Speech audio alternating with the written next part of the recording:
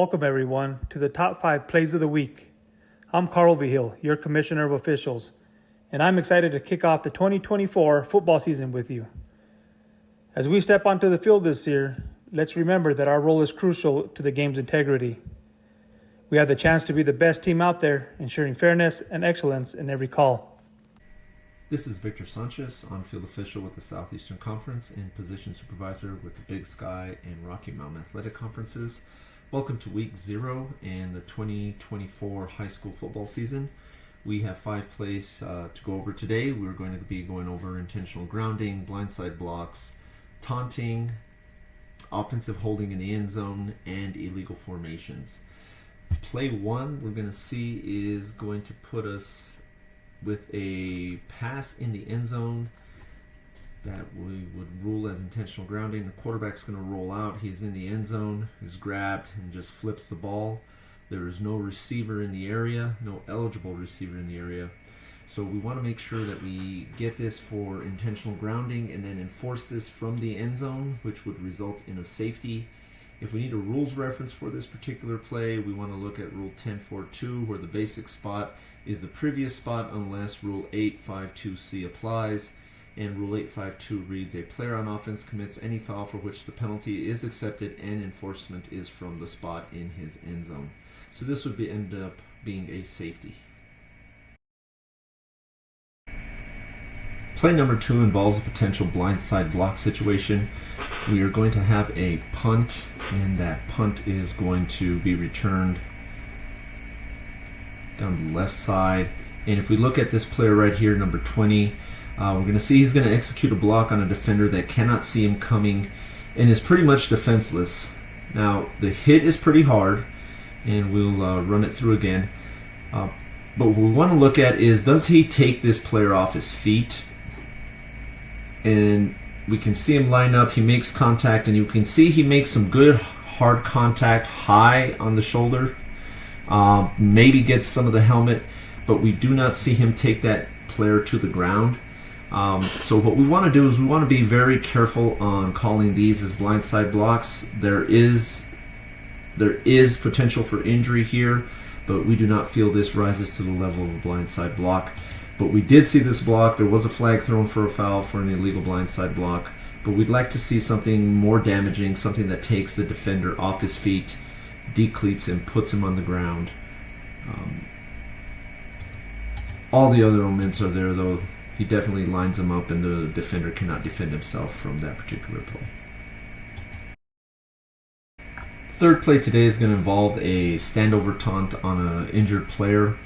We're going to get a pass down the field to a receiver. The receiver is hit forcefully, very hard, goes to the ground. And right here we have 3 players standing over the receiver, taunting him. This is an automatic foul. We want to make sure that we get these and address these during games. You can see the player is injured. He's hit very hard, is on the ground. And number 36 starts the action by coming and standing, and then we get a third actor coming in and standing over him. Then he tries to help him up, but by that time he's already bought himself into the foul. So when you see this action, stand over taunts after hard hits and things like that, get your flag out. This is unsportsmanlike conduct. We want to make sure we address this. If you want a rules reference for unsportsmanlike conduct, look at Rule 951A. And look down the list there. It specifically says baiting or taunting acts or words or insignia worn which engenders ill will.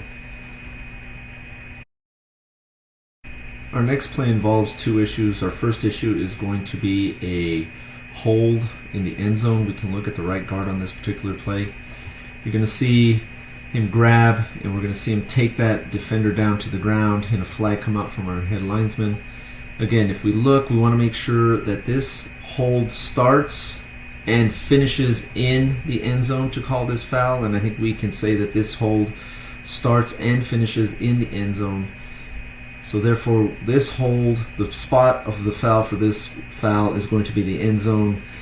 In a typical hold behind the line of scrimmage, the basic spot of enforcement would be the previous spot, but as we saw in our previous play with the intentional grounding foul, when the foul occurs in the end zone, that's when we have an exception in Rule 852C. Rule 852C says a player on offense commits any foul for which the penalty is accepted and the enforcement spot is from his end zone. So we would enforce this in the end zone and basically create a safety on this particular play.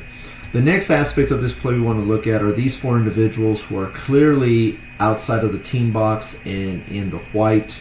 We want to make sure that we are cleaning our sidelines and getting these individuals out of the way. 2 players and 2 coaches. And then as the play develops, as our line judge is trying to make his way up the field, we see him run into or make contact with the coach. At the very least, this is a sideline warning. If you have to adjust and move to be able to officiate, then we could go with an unsportsmanlike act here. They do have to be out of that white. It's for your safety and for theirs, so make sure you're taking care of that and getting those players back. And we do flag this coach. I do not know if we were flagging him for unsportsmanlike conduct or if we're just flagging him for sideline warning, but definitely something we want to take care of.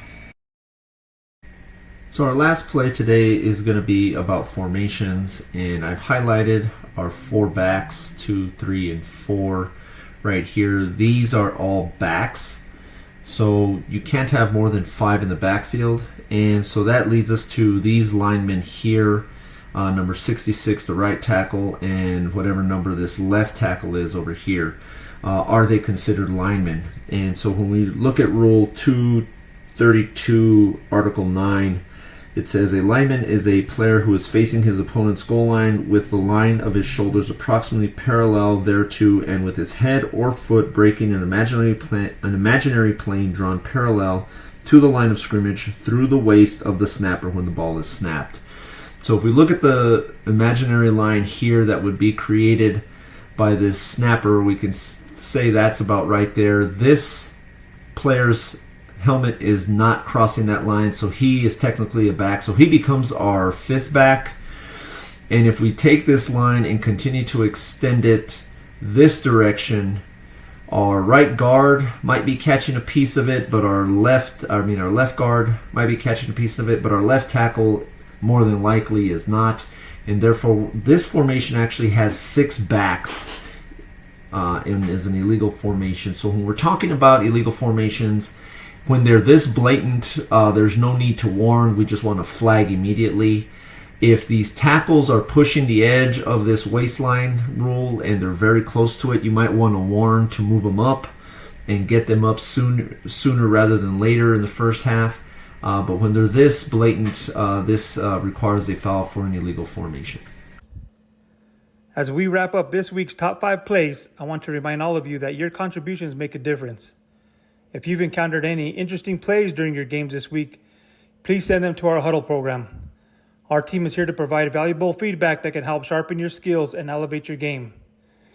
Make them big and make each week better than the last. Good luck to all of you this week.